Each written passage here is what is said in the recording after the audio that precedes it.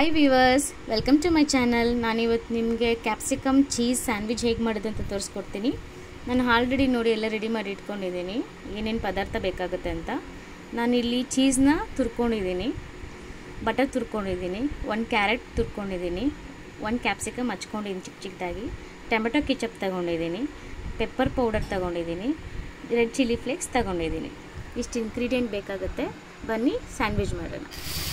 ಮೊದಲದಕ್ಕೆ PAN ಮೇಲೆ ಹಚ್ಚಿಟ್ಕೊಂಡಿರೋಂಥ ಕ್ಯಾಪ್ಸಿಕಮ್ನ 2 minutes ಹುರ್ಕೊಳ್ಳೋಣ.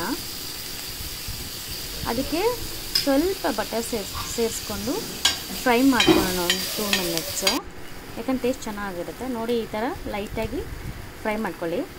ಇನ್ನು ಪಕ್ಕೆತ್ತಿಟ್ಕೊಂಡು ಬ್ರೆಡ್ಗೆ ಒಂದು ಸೈಡ್ ಬಟರ್ ಹಾಕ್ಕೊಂಡು ಪ್ಯಾನ್ ಮೇಲೆ ಇಟ್ಬಿಟ್ಟು ಅದಕ್ಕೆ ಚೀಸ್ನ ಸೇರಿಸ್ತಾ ಇದ್ದೀನಿ.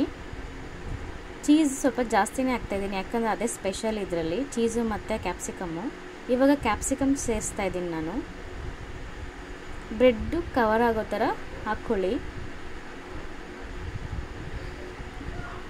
ಎಲ್ಲ ಕಡೆ. ನೆಕ್ಸ್ಟ್ ನಾನು ಇದಕ್ಕೆ ಕ್ಯಾರೆಟ್ ಸೇರಿಸ್ತಾ ಇದ್ದೀನಿ. ಹಚ್ಚಿಟ್ಕೊಂಡಿರೋಂಥ ಕ್ಯಾರೆಟ್ ಎಲ್ಲ ಕಡೆ ನೀಟಾಗಿ ಹಾಕ್ಕೊಳ್ತಾ ಇದ್ದೀನಿ.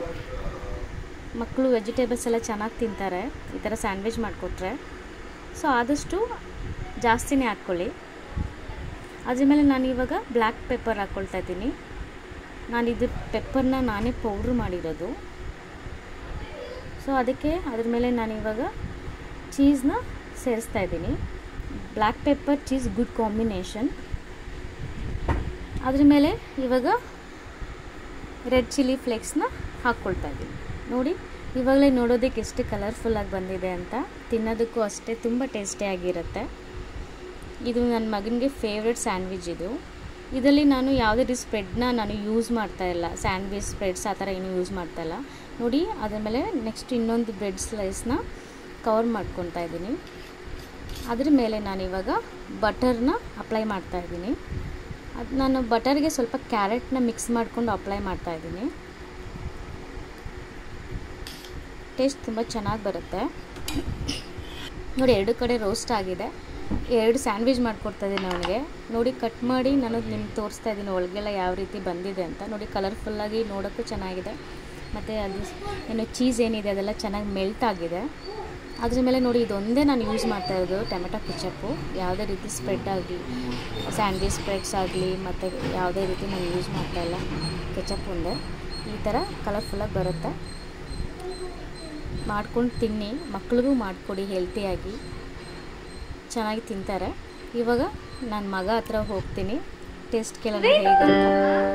Surprise! Wow, it looks delicious. ಹೇಗಿದೆ ತಿಂದ್ಬಿಟ್ಟು ಟೇಸ್ಟು?